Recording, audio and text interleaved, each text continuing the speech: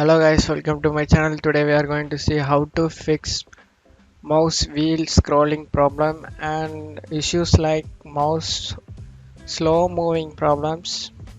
Let's fix this guys. Go to search menu and type control panel.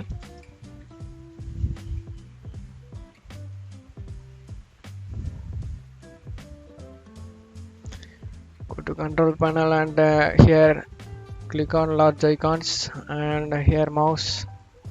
Click on mouse.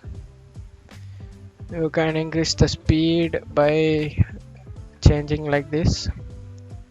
I am having normal speed, that's okay. Go to wheel option and here the following numbers of lines at a time. Roll the wheel on notch to scroll.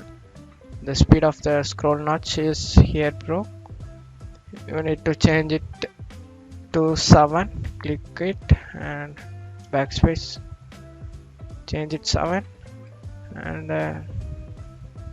the wheel scroll at the following number of this need to be 4.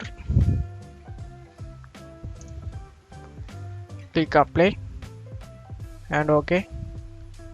That's it for today's video guys. Hope this tutorial will help for you. Thanks for watching my video. Give me a thumbs up guys.